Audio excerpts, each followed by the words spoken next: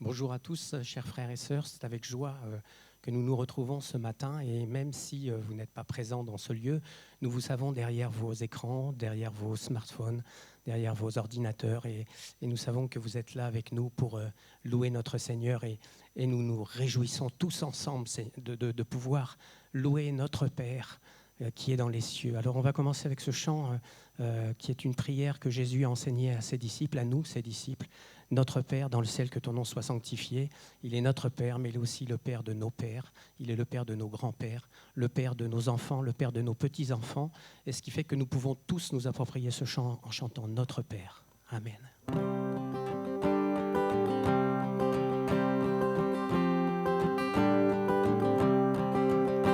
Notre Père dans le ciel, que ton nom soit sanctifié. Royaume vienne, nous voulons faire ta volonté. Donne-nous aujourd'hui le pain dont nous avons besoin. Le pardon est acquis pour nous et pour notre prochain. Gloire à Dieu, gloire à notre Père, gloire à Dieu. Nous chantons, oh oui, gloire à Dieu, gloire à notre Père, à lui le règne, la puissance.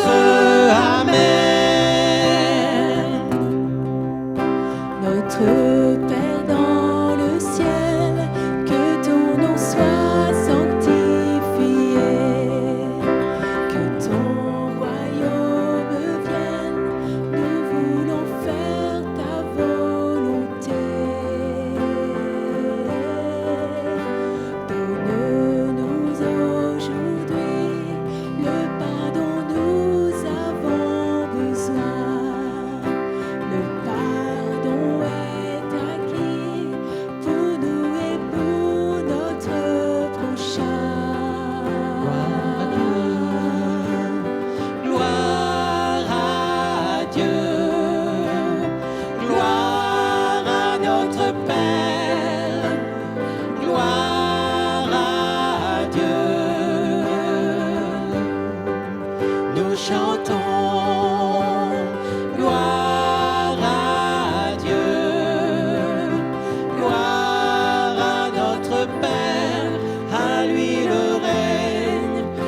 Puissance, amen. Nous ne chancellerons face à nos tentations. Tu nous délivres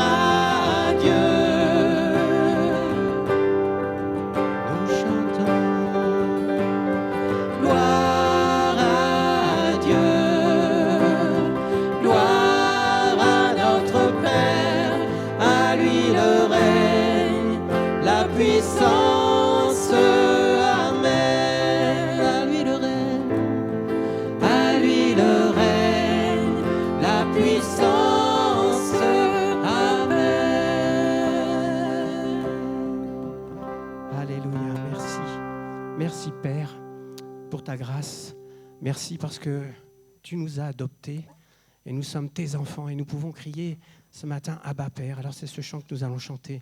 Abba Père, je suis à toi, je t'appartiens. Alléluia.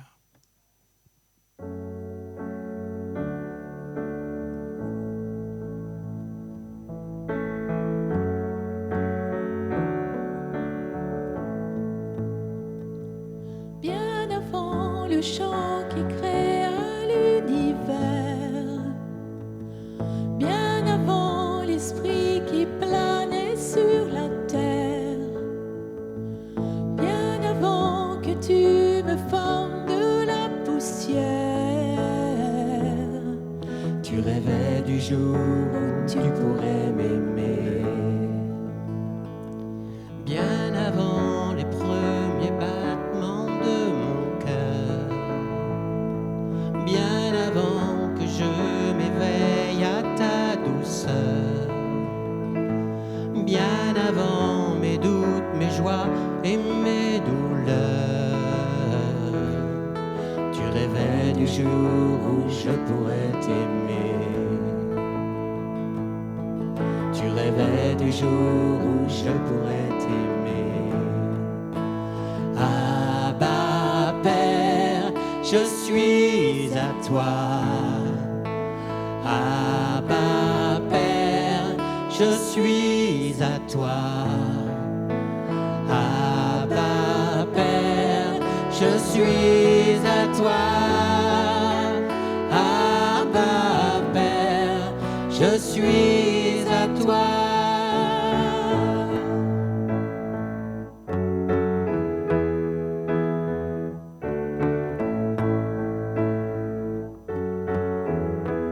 bien avant que Jésus marche sur la terre, bien avant le Fils qui nous montre le Père, bien avant que les cieux sur moi soient ouverts, Tu rêvais du jour où tu pourrais m'aimer. Bien avant que mon péché brise ton cœur, bien avant que coule le sang et la sueur, bien avant les clous, le froid et la douleur, tu rêvais du jour où je pourrais t'aimer. Tu rêvais du jour où je pourrais t'aimer. Abba Père, je suis à toi. Abba Père, je suis à toi. Abba Père, je suis à toi. Abba Père, je suis à toi. Abba Père, je suis émerveillé, saisi par l'immensité de ton amour pour moi.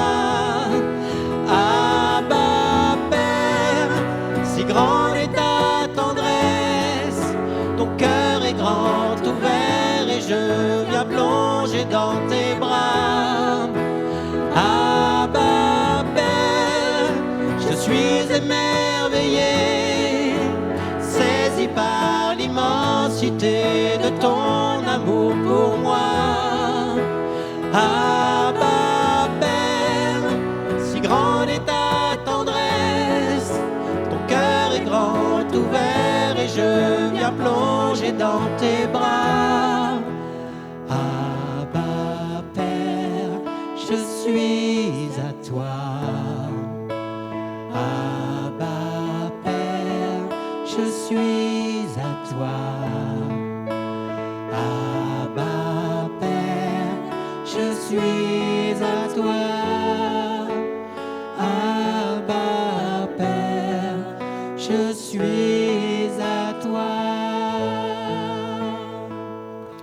Alléluia. Oh, merci Père, merci pour ta grâce encore. Tu es, Seigneur, le Dieu merveilleux, notre Père. Tu es celui qui règne encore. Tu es remonté au ciel. Tu es assis à la droite du Père. Tout pouvoir t'a été donné et nous nous réjouissons parce que tu règnes encore et c'est pourquoi nous espérons en toi. C'est pourquoi notre foi est placée en toi. Alors merci Seigneur Jésus, tu règnes encore. Alléluia.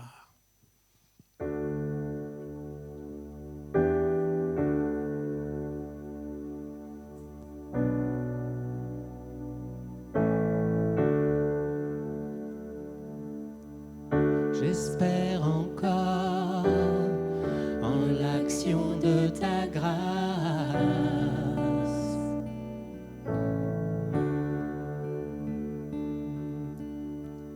Là où l'échec prononce ses menaces,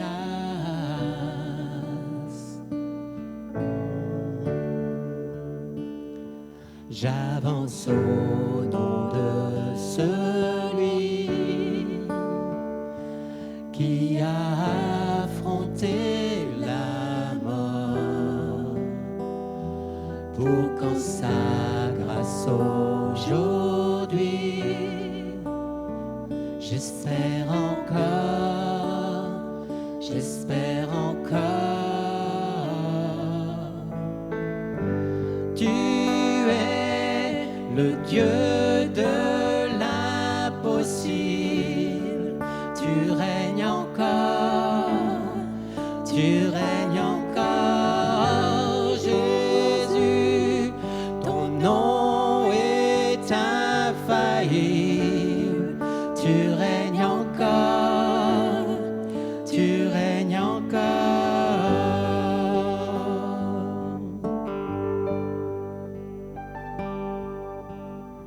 J'espère encore en l'action de ta grâce.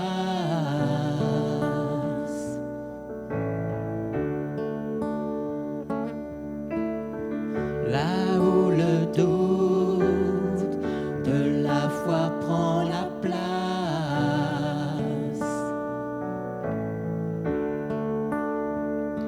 j'avance au nom de celui dont on a brisé le corps à travers l'ombre et la nuit. J'espère encore, j'espère encore. Tu es le Dieu de l'impossible, tu règnes encore, tu règnes encore, Jésus, ton nom est infaillible, tu règnes encore, tu règnes encore.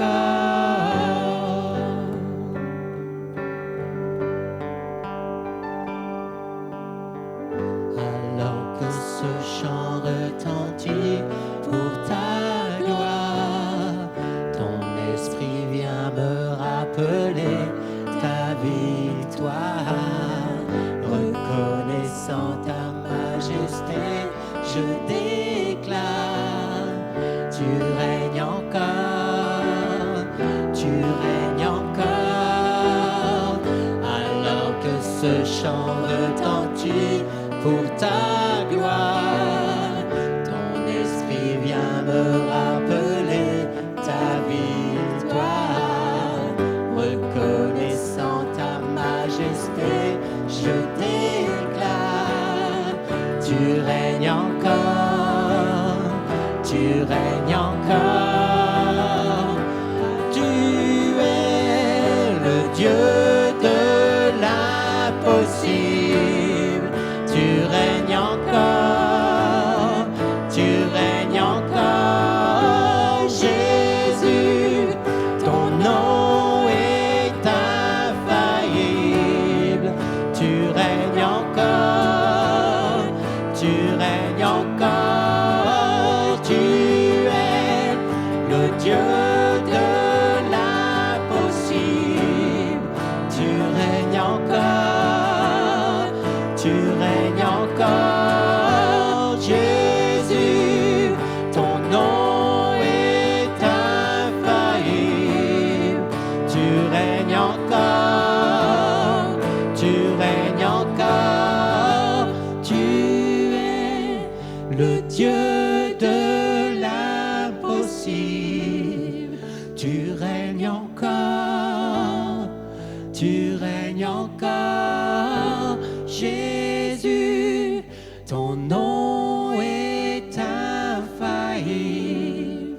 tu règnes encore, tu règnes encore.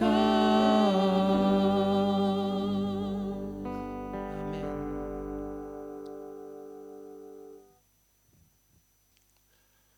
C'est une grande joie de pouvoir retrouver chacun d'entre vous, semaine après semaine, dimanche après dimanche. Quel bonheur de pouvoir célébrer la grandeur de notre Dieu, sa puissance, sa sagesse, son amour aussi. Quelle grâce de voir que même si on est dispersé en ce moment encore, nous pouvons continuer là où nous sommes à le louer. Nous sommes aussi en harmonie les uns avec les autres, étant animés de son Saint-Esprit qui nous rassemble et de la personne de Jésus-Christ qui est le centre de notre adoration. J'ai pris plaisir à pouvoir louer le Seigneur au travers des beaux chants qui ont été choisis par Jean-Luc et son équipe. J'ai pris plaisir notamment par rapport au 3e chant, qui est aussi une excellente introduction par rapport au message que Dieu a placé sur mon cœur. Et j'aimerais sans plus tarder que nous puissions lire le passage biblique qui retient mon attention ce matin dans l'Évangile selon Matthieu, au chapitre 14. Matthieu, chapitre 14, on va lire ensemble à partir du verset 19. Il est dit ceci. Jésus fit asseoir la foule sur l'herbe, prit les 5 pains et les 2 poissons, et levant les yeux vers le ciel, il leur rendit grâce. Puis il rompit les pains et les donna aux disciples, qui les distribuèrent à la foule. Tous mangèrent et furent rassasiés, et l'on emporta 12 paniers pleins des morceaux qui restaient. Ceux qui avaient mangé étaient environ 5000 hommes, sans les femmes et les enfants. Aussitôt après, Jésus obligea les disciples à monter dans la barque et à passer avant lui de l'autre côté pendant qu'il renverrait la foule. Quand il l'eut renvoyé, il le monta sur la montagne pour prier à l'écart, et comme le soir était venu, il était là seul. La barque, déjà au milieu de la mer, était battue par les flots, car le vent était contraire. À la 4e veille de la nuit, Jésus alla vers eux, marchant sur la mer. Quand les disciples virent marcher sur la mer, ils furent troublés et dirent « C'est un fantôme !» Et dans leur frayeur, ils le poussèrent des cris. Jésus leur dit aussitôt « Rassurez-vous, c'est moi, n'ayez pas peur. » Pierre lui répondit « Seigneur, si c'est toi, ordonne que j'aille vers toi sur les eaux. » Et il dit « Viens !» Pierre sortit de la barque et marcha sur les eaux pour aller vers Jésus. Mais voyant que le vent était fort, il eut peur. Et comme il commençait à enfoncer, il s'écria « Seigneur, sauve-moi !» Aussitôt, Jésus étendit la main, le saisit et lui dit « Homme de peu de foi, pourquoi as-tu douté ?» Et ils montèrent dans la barque et le vent cessa. Ceux qui étaient dans la barque vinrent se prosterner devant Jésus et dirent « Tu es véritablement le Fils de Dieu. » Pour ce matin, le titre que j'ai retenu pour le message, c'est une déclaration très forte que Jésus-Christ va prononcer devant ses disciples qui sont affolés. N'ayez pas peur. N'ayez pas peur. Pour pouvoir bien situer ce passage, j'aimerais prendre quelques éléments sur le plan contextuel. Le miracle de la multiplication des 5 pains et des 2 poissons pour nourrir une foule affamée de 5000 hommes, sans compter les femmes et les enfants, c'est-à-dire, grosso modo, environ 15 000 personnes. C'est un des miracles les plus célèbres et les plus stupéfiants de la personne de notre Seigneur Jésus-Christ. Le Seigneur a de la compassion quand il voit la détresse des personnes, leurs besoins physiques, leurs besoins matériels, les besoins de toutes sortes. Quand le Seigneur accomplit ce miracle ici, la multiplication des pains, l'apôtre Jean, qui relate la scène également dans son évangile, note la réaction de ceux qui ont été témoins de ce grand miracle, mais aussi la décision que Jésus-Christ prendra suite à la réaction de la foule. Je cite l'apôtre Jean. Dans Jean chapitre 6, du verset 14 au verset 15. Il est dit ceci, « Ces gens, ayant vu le miracle que Jésus avait fait, disaient, « Celui-ci est vraiment le prophète qui doit venir dans le monde. » Et Jésus, sachant qu'ils allaient venir pour l'enlever, pour le faire roi, se retira de nouveau sur la montagne, lui seul. Jésus se retire devant les ovations et les acclamations de la foule rassasiée. Il le sent et il discerne que dans le peuple, il y a des velléités même de soulèvement populaire pour l'établir en tant que roi d'Israël. Ces personnes voulaient, pour ainsi dire, enfermer le Seigneur dans la conception du roi d'Israël, du Messie d'Israël, celui qui était tant attendu.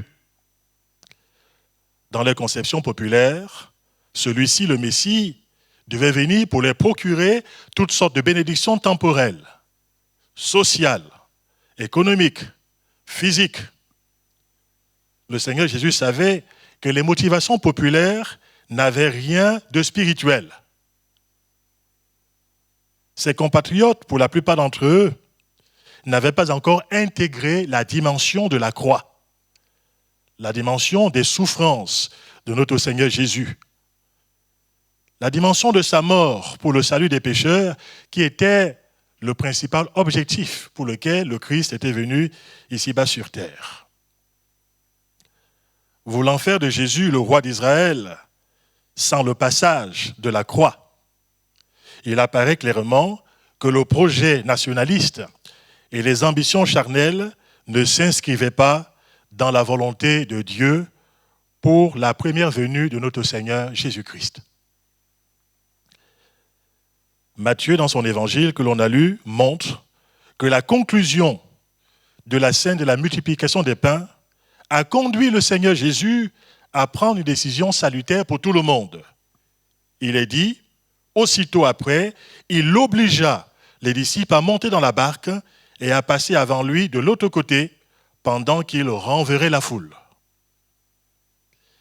Dans la scène des vents contraires au milieu de la mer agitée, Jésus va démontrer à ses disciples que le suivre fidèlement ici-bas sur la terre ne signifie pas une vie exempte de problèmes, une vie exempte des situations de tourmentes à surmonter, de défis à relever. Bien au contraire, la vie chrétienne authentique n'est pas une vie de facilité, sans effort, confortable et basée essentiellement sur la prospérité matérielle ou physique. L'expérience que le Seigneur fera vivre à ses disciples dans la scène qui va suivre nous donne des indications et des directives spirituelles lorsque nous sommes obligés de traverser les tourmentes de la vie d'ici-bas. Quand nous nous retrouvons au creux de la bourrasque, alors que nous nous efforçons de plaire à notre Dieu, quand nous efforçons d'obéir à sa parole en la mettant en pratique, il doit avoir dans notre cœur plusieurs assurances et plusieurs certitudes qui doivent nous habiter pour nous éviter de pouvoir faire, vous et moi, un naufrage sur le plan spirituel et nous aider ainsi à remporter la victoire sur les vents contraires, la mer déchaînée et les tourbillons dans lesquels finalement la vie ici-bas peut nous impliquer. J'aimerais voir avec vous 5 certitudes ou assurances indispensables pour nous en tant que disciples. La première assurance ou certitude est celle-ci. Dieu me conduit là, au milieu de la mer, y compris quand je dois affronter des vents qui sont contraires.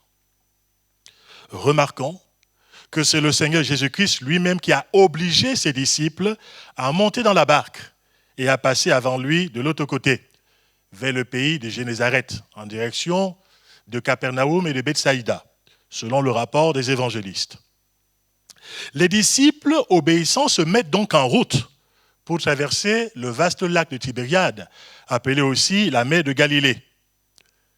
Ces disciples fidèles et obéissants se retrouvent au milieu d'une situation qu'ils n'avaient pas envisagée, qu'ils n'avaient pas prévue. Je me pose quelques questions que je vous pose, vous aussi. Jésus savait-il que la tempête était imminente et dangereuse? Bien sûr qu'il le savait. Jésus a-t-il envoyé délibérément ses disciples au-devant d'une mer agitée, de flots battant la barque et de vents contraires? Oui, bien évidemment. À ce moment-là, les disciples étaient spirituellement plus en sécurité sur la mer déchaînée en faisant la volonté de Dieu que s'ils étaient restés à terre au milieu de la foule qui ne recherchait que des satisfactions matérielles, des satisfactions immédiates, des satisfactions à court terme. Ces disciples du Christ, qui parfois aussi n'avaient pas complètement discerné clairement la dimension de la croix de notre Seigneur, et qui parfois étaient scandalisés, qui parfois même se posaient des questions d'ordre temporel. Qui sera le plus grand dans le royaume de Dieu? Cherchant des places, à occuper des positions. Ces disciples-là, Jésus-Christ les connaissait parfaitement. Ils auraient pu, s'ils étaient restés avec l'élan populaire, le désir de pouvoir finalement introduire le Christ dans la royauté, alors que ce n'était pas le temps, ce n'était pas le plan de Dieu à cette époque-là. Du moins politiquement parlant, ces disciples fidèles auraient pu se laisser gagner par les conceptions populaires, par des attentes erronées, au lieu de rester focalisés sur le plan de Dieu et l'obéissance au Seigneur.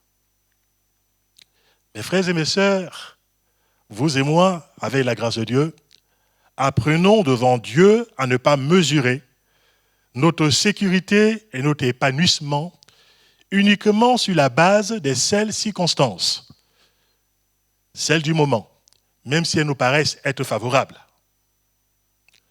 Savoir que Dieu conduit ma vie, étape après étape, me donne intérieurement une force exceptionnelle. Et je dois vous confesser que cette certitude nous rend forts.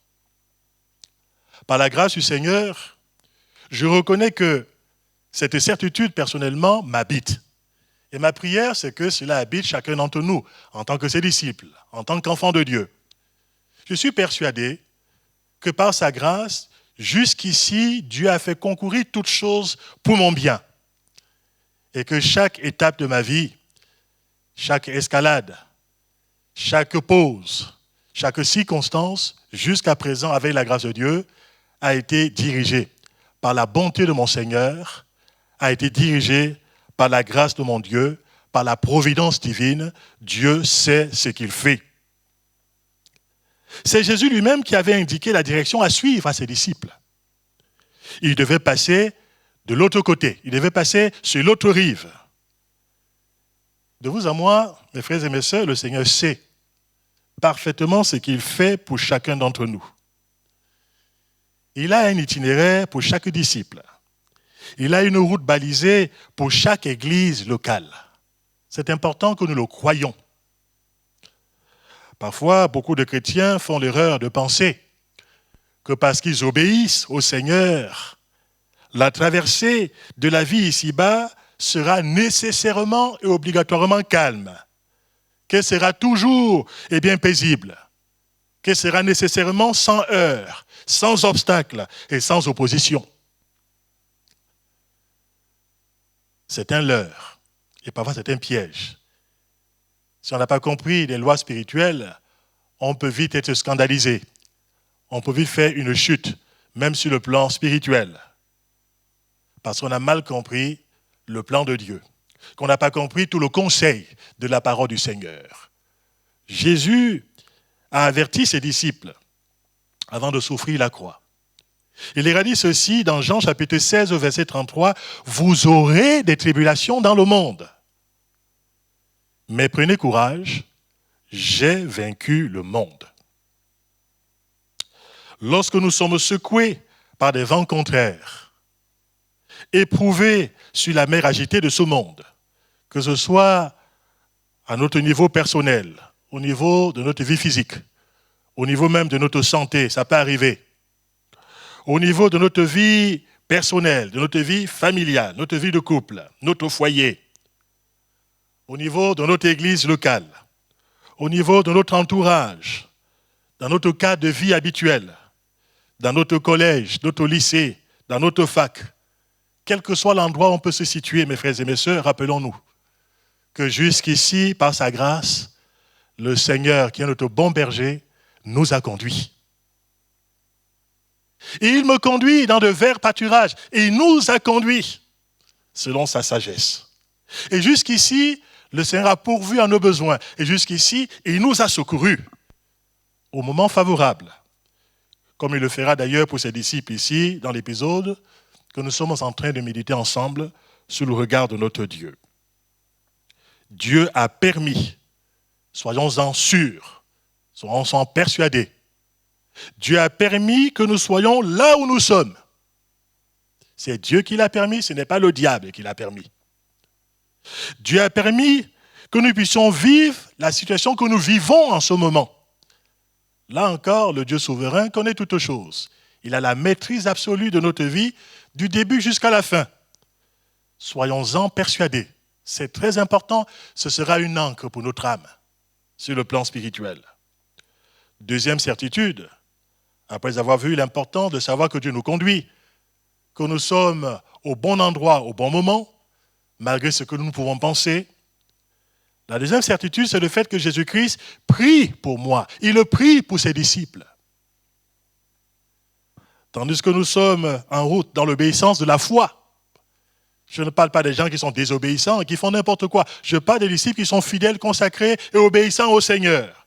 Ce que nous aspirons tous à être, vous et moi. Le Seigneur Jésus-Christ continue à prier pour nous. Il le prie pour que notre marche dans la foi soit une réussite, en dépit de l'adversité qui sera rencontrée pendant la traversée. Il le prie pour que notre foi en lui triomphe des forces d'opposition, des forces adverses, des forces contraires. Jésus, avant de passer à la croix, il a dit quelque chose de fort à Pierre, mais aussi, cela touchait les autres disciples. Dans Luc chapitre 22, du verset 31 au verset 32, Jésus a pu dire ceci, « Simon, Simon, Satan vous a réclamé pour vous cribler comme le froment. Mais j'ai prié pour toi afin que ta foi ne défaille point.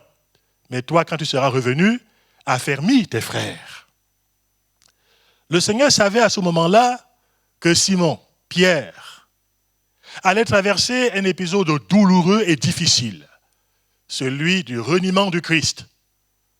C'était quelque chose qui aurait pu l'amener à l'effondrement moral et à l'effondrement sur le plan spirituel. Il le savait aussi à ce moment-là que les autres disciples allaient prendre la fuite et que très peu d'entre eux seraient jusqu'au moment de la croix. Il le savait. Et le Seigneur prend le temps de pouvoir préparer ses disciples. Il prend le temps de pouvoir prier pour qu'ils soient fortifiés intérieurement, afin que leur foi ne soit pas renversée, afin qu'ils ne fassent pas naufrage sur le plan spirituel, malgré la tempête, malgré la difficulté, malgré l'épreuve qu'ils vont endurer, qui était une épreuve très difficile. Dans la scène que nous avons vue ici ensemble, dans Matthieu chapitre 14, quand le Seigneur se retrouve tout seul après avoir renvoyé la foule, le Seigneur est bien sûr préoccupé parce qu'il le sait que les disciples vont affronter une tempête.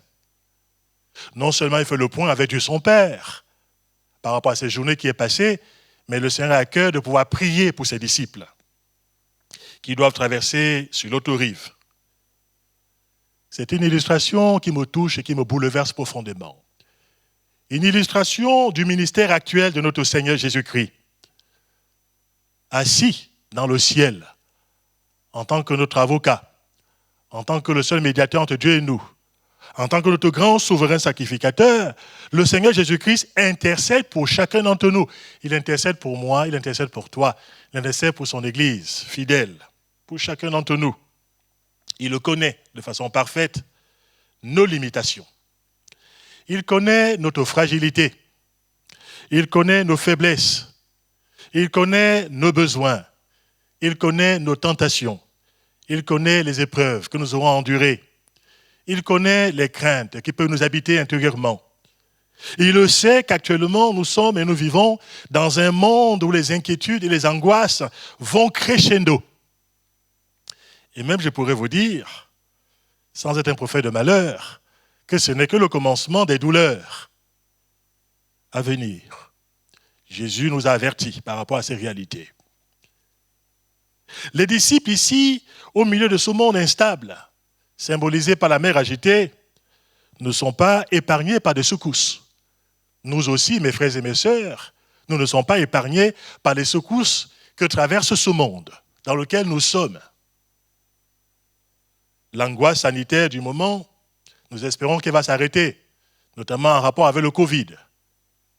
Et que cette maladie, nous souhaitons tous qu'elle soit vaincue par la médecine et que nous puissions trouver une vie à peu près normale. Mais je peux vous garantir une chose, c'est que cette angoisse sanitaire ne prendra pas fin avec la victoire sur le Covid.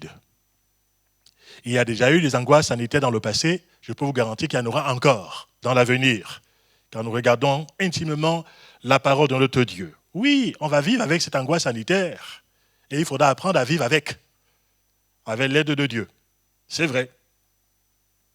Il y a aussi, et il y aura de plus en plus des angoisses d'ordre économique. Déjà, on le vit en ce moment.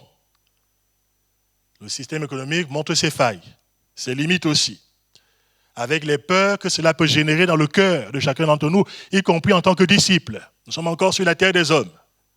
La peur du chômage, la peur des licenciements, la peur de la précarité, la peur de la pauvreté, la peur de la faim dans le monde, avec toutes les pressions que cela peut induire aussi. Il y a les angoisses qui sont écologiques, que ce soit des craintes qui sont liées aux effets de serre, la pollution de l'air, la pollution de l'eau, le réchauffement climatique, les tremblements de terre, les catastrophes naturelles diverses et variées. Il y a et il y aura l'angoisse sociale, avec la possibilité des soulèvements populaires parfois difficiles à contrôler. Des foules parfois devenues difficiles à contrôler. Des crises, non seulement dans les couples, mais aussi des crises familiales. Il y aura des angoisses politiques. Et il y en a déjà d'ailleurs. Et pour nous qui sommes enfants de Dieu, qui sommes chrétiens, en plus de ces angoisses qui n'épargnent pas le monde dans lequel nous vivons aujourd'hui, dont nous faisons partie, il y a en plus pour nous des angoisses qui sont liées à des dérives sur le plan spirituel, à des dérives sur le plan moral qui se multiplient. Il faut que vous et moi, avec l'aide de Dieu, nous soyons prêts et que nous soyons préparés à vivre ces moments difficiles dans les derniers temps. C'est le moment où nous serons de plus en plus secoués. Mais prenons courage, parce que le Seigneur Jésus ne nous abandonnera jamais. Alléluia. Voilà pourquoi j'aimerais vous parler de la troisième certitude, la troisième assurance. Le fait que le Seigneur Jésus-Christ n'abandonne jamais les siens dans la mer agitée de ce monde. Il viendra vers ses disciples. Quand on regarde la précision que Marc l'évangéliste va apporter, il va dire dans Marc chapitre 6 au verset 48 que Jésus vit que les disciples avaient beaucoup de mal à ramer car le vent leur était contraire.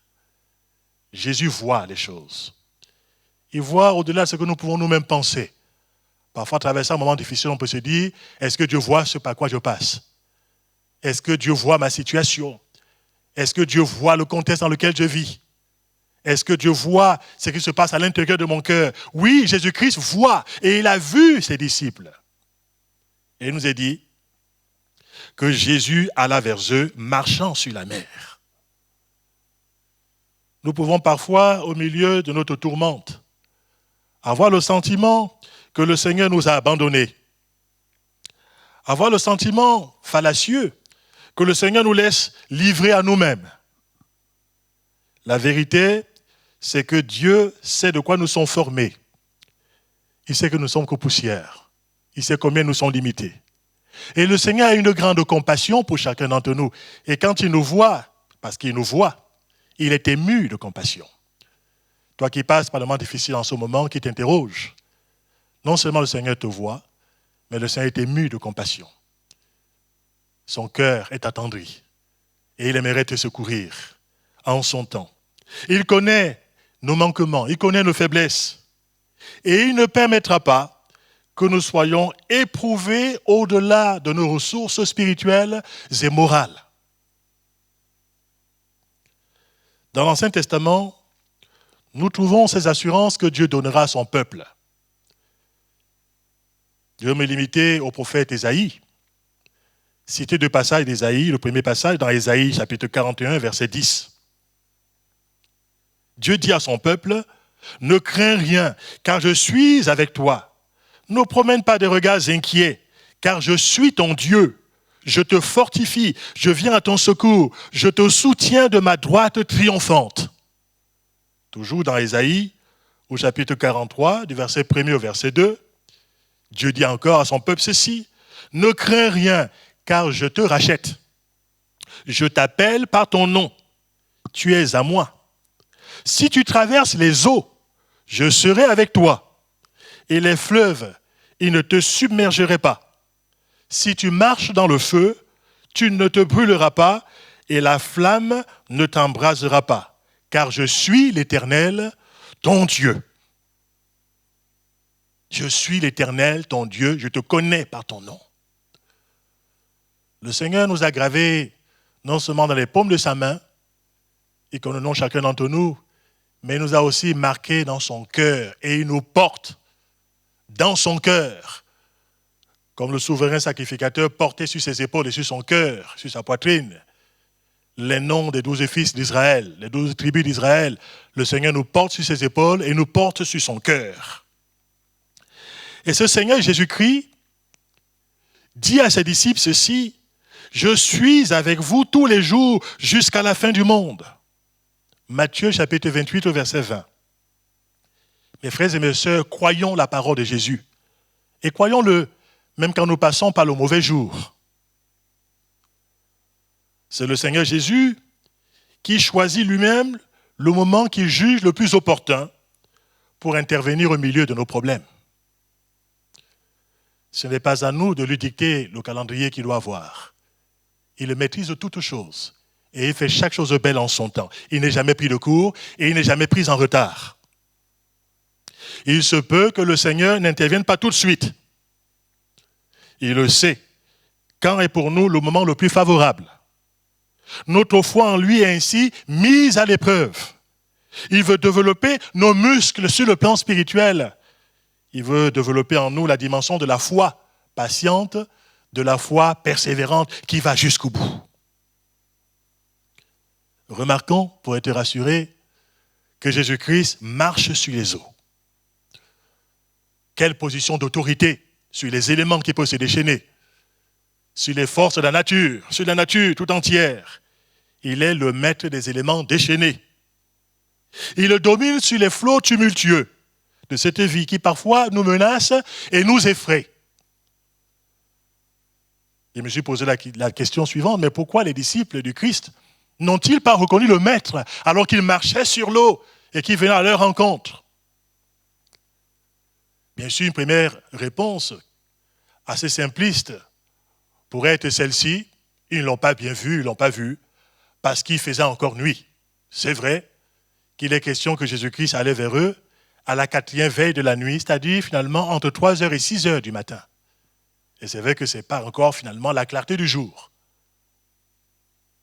Mais au-delà de cela, mes frères et mes sœurs, même si cette affirmation est logique, au-delà de cela, il y a une raison spirituelle que j'aimerais voir avec vous. Le manque de discernement de la présence de Jésus était surtout lié à la baisse de la foi dans le cœur de ses disciples, qui avaient du mal à ramer, qui luttaient depuis quelques heures contre les éléments déchaînés. Et au fur et à mesure que le temps passait et que la barque était secouée, la foi diminuait dans le cœur de ses disciples. Ils avaient peur de pouvoir s'effondrer, ils ne voyaient pas où pouvait venir le secours. Ils avaient laissé Jésus loin du rivage de l'autre côté, et les disciples ne s'attendaient pas à ce que Jésus-Christ les rejoigne, et surtout, marchant sur la mer. Ils ne regardaient plus en direction du Seigneur. Et quand ils ont vu une apparition, ils ont cru pour eux que c'était un fantôme. Ils se sont laissés de nouveau habiter par les croyances populaires de cette époque et par la superstition de cette époque. Ce n'est plus la parole de Dieu qui les anime. Ce sont ces croyances populaires. La peur a déformé leur vision spirituelle. La peur a altéré leur discernement sur le plan spirituel. Les disciples, on les voit paniquer. On les voit complètement affolés, atterrés. La peur a pris le dessus sur la foi en Jésus. Dans le cœur de ces disciples, à ce moment-là, ils ont oublié, pour ainsi dire, que c'est Jésus lui-même qui leur avait donné l'ordre, il y a encore quelques heures seulement, d'aller sur l'autre rive et que Jésus n'allait pas les piéger. Et ils ont oublié que Jésus-Christ est capable de pouvoir faire des choses au-delà de ce que l'on peut imaginer, de ce que l'on peut penser. C'est vrai de vous à moi, nous nous reconnaissons quelque part un peu dans la panique de ces disciples. Mais nous voulons apprendre aussi par rapport à cette scène pour pouvoir aller un peu plus loin, dans la connaissance de Dieu, mais aussi dans la maîtrise de la peur qui parfois peut nous envahir très facilement. Quand on est contrôlé par la peur, on devient malvoyant. Je pourrais même dire, pratiquement, on peut devenir aveugle sur le plan spirituel. À ce moment-là, contrôlé par la peur, on voit le diable partout, même là où il n'est pas.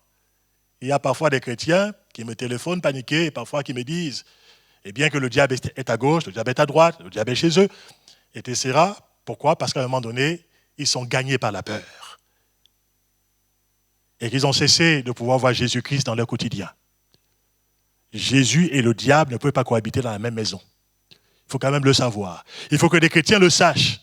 Et c'est important de le souligner, mes frères et mes sœurs, afin de ne pas donner plus d'importance au diable qu'il n'en a, mais qu'avec la grâce de Dieu, nos yeux spirituels soient orientés vers la personne du Christ, soient fixés sur lui. Et quand on tourne les regards vers lui, de vous à moi, on est rayonnant de joie. On ne se couvre pas de confusion et de honte, mais on est fortifié par la présence de Dieu, par le discernement de sa présence, y compris dans notre vie quotidienne.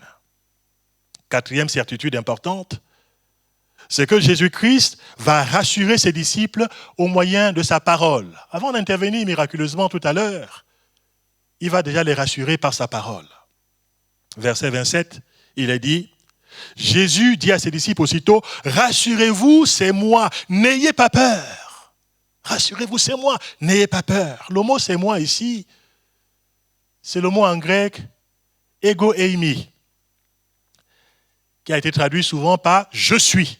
Et déjà, ça nous rappelle à nous, qui connaissons un tout petit peu la parole de Dieu quand même, ce grand « je suis » qui est apparu à Moïse et qui par la suite l'a envoyé. Je suis celui qui suis. Je suis, c'est le nom de Dieu. Exode 3, verset 14. Et ce « je suis » est repris bien souvent dans les évangiles. Je ne vais pas tous les décliner ici.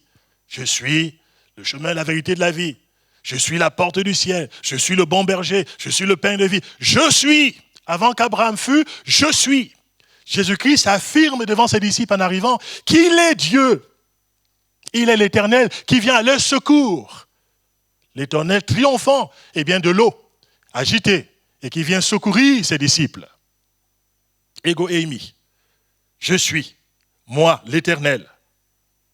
Il affirme sa divinité pour rassurer ses disciples. Et il les rassure par sa parole. Ce sera toujours le moyen choisi par le Seigneur pour vous rassurer, vous et moi. Avant d'intervenir, le Seigneur rassure. Il console ses disciples. Il fortifie leur foi par sa parole. La foi vient de ce que l'on entend, nous dit l'Écriture, et ce qu'on entend de la parole du Christ. Alors, mes bien-aimés, mes frères et mes sœurs, familiarisons-nous de vous à moi de plus en plus avec la voix de notre Seigneur. Jean chapitre 10 au verset 4, Jésus parle de lui en tant que le bon berger et il va dire, et il va enseigner ses disciples que ses brebis le suivent parce qu'elles connaissent sa voix. Elles le suivent parce qu'elles connaissent sa voix. Nous connaissons la voix du Seigneur qui se distingue de toutes les autres voix qui parfois veulent s'imposer dans notre cœur. C'est à nous de pouvoir rester attachés à la voix de notre Seigneur. Et nous la connaîtrons d'autant plus que nous passerons du temps avec lui dans la prière, dans la communion avec lui, mais aussi dans la méditation de sa parole, dans la lecture de la parole de notre Dieu. Nous discernerons de plus en plus la voix du bon berger qui sait parler à sa brebis, qui parfois peut être effrayée. Mes frères et mes sœurs, que la parole de notre Seigneur et de ses apôtres habite abondamment dans notre cœur, qui se trouble parfois si facilement. Et que cette parole oriente nos pensées, notamment quand nous sommes au creux des vagues et que nous nous mettons à paniquer. Cinquième certitude importante, c'est que le Seigneur, au travers de cette expérience-là, va amener ses disciples à grandir sur le plan spirituel.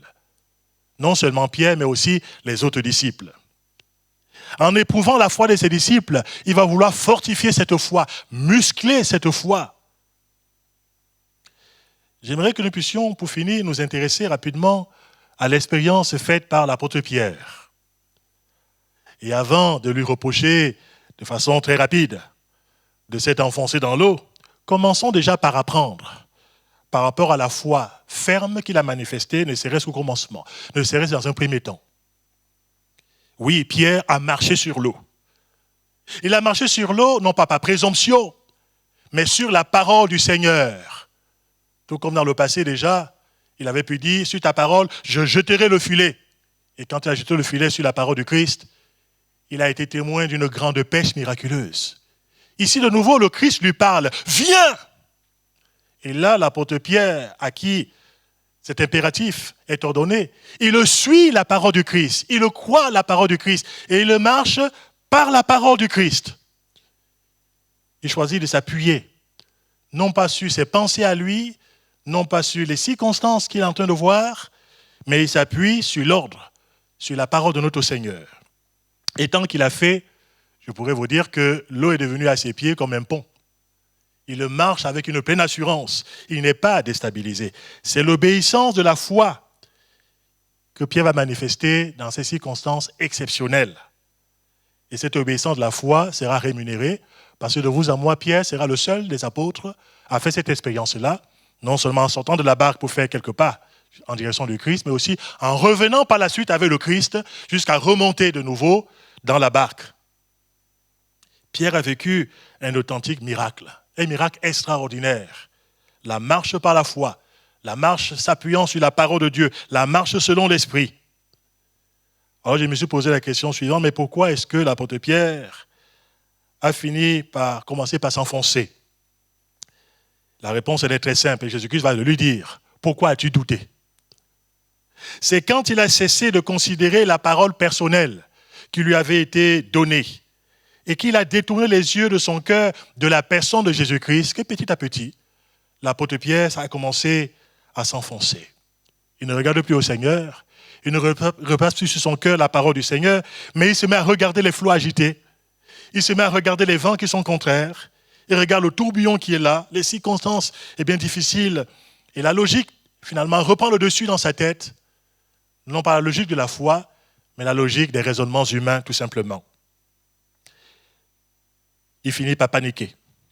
Et en ouvrant son cœur à la peur, il a cessé de vivre ainsi dans le domaine de Dieu, le domaine du miraculeux de Dieu, parce que sans la foi dans le Seigneur, il est impossible de lui être agréable. Jésus dira à son disciple, non pas pour l'écraser, mais pour l'éduquer, pour fortifier sa foi. Il lui dira, mais pourquoi as-tu douté? Le verbe douter ici, parfois traduit par hésiter, dans certaines versions, traduit ici quelque chose de très simple. Cela signifie que Pierre, à un moment donné, s'est tenu hésitant devant une bifurcation. Il avait un choix, soit de continuer à marcher par la foi, soit de se laisser reprendre par des raisonnements. Il était devant une bifurcation, devant un choix sur le plan spirituel. Pierre a vu tout d'un coup 2 chemins se tracer devant lui, alors qu'auparavant il avait un seul chemin. Il regardait vers le Christ. Mais tout d'un coup, la peur et le doute ont généré un autre chemin. Et Pierre hésite entre les 2 chemins finalement et il commence à enfoncer. La question que je vous pose et à moi aussi, elle est celle-ci. Mes frères et mes sœurs, puisqu'il le faut, que nous puissions parfois traverser des épisodes tempétueux, des vents contraires, des situations difficiles, parfois imprévisibles. Quel sera notre choix devant ces réalités? Choisirons-nous le seul chemin qui plaît à Dieu? C'est-à-dire continuer à avoir confiance en lui, même quand on ne comprend pas tout, même quand on ne maîtrise pas tout, mais faire confiance au Seigneur qui lui a la maîtrise absolue de tout, du temps, mais aussi des circonstances, et qui a la maîtrise des moyens qui sont au-dessus de ce que nous pouvons nous-mêmes penser. des moyens que nous pouvons avoir. Ou alors, allons-nous choisir de pouvoir marcher selon la logique de ce monde, selon les pensées de la terre, les pensées charnelles, parfois bien élaborées intellectuellement. Ce sera à chacun d'entre nous de pouvoir faire le choix. Reconnaissons quand même malgré tout que Pierre a eu le mérite, après avoir choisi la mauvaise voie. À un moment donné, il s'est rendu compte qu'il commençait à s'enfoncer. Et aussitôt, il n'a pas attendu très longtemps à continuer sur cette route. Il a imploré le secours de notre Seigneur. Il se pourrait que toi qui es là, dans ta maison, dans ton quotidien aujourd'hui, peut-être que tu as commencé à prendre des pas en direction de l'incrédulité, du doute ou des faux raisonnements, ou des raisonnements que le monde peut te donner parce que tu te débats avec un problème depuis pas mal de temps. Ne va pas trop loin dans cette direction. Tu risques de te perdre à force. Mais avec la grâce du Seigneur, si le Saint-Esprit te parle ce matin, ressaisis-toi, comme l'a fait l'apôtre Pierre. Il a crié vers le Christ. Le chemin qu'il choisissait, le chemin de la chair, était un chemin dangereux. Il était en train de s'enfoncer et peut-être de se noyer. Il n'a pas attendu très longtemps, il a crié au secours. N'attendons pas, mes frères et mes sœurs, de nous noyer avant de pouvoir crier au secours. Crions vers le Seigneur si on a pris conscience que le chemin qu'on est en train de suivre n'est pas le bon chemin. Même si ça paraît le chemin du bon sens sur le plan humain, il n'est pas le chemin que Dieu agrée, parce qu'il est en dehors de la parole du Seigneur et en dehors de la foi. Soyons vigilants pour vaincre nos peurs, vous et moi, nos doutes aussi, et même aussi parfois, ressaisissons-nous après nos échecs.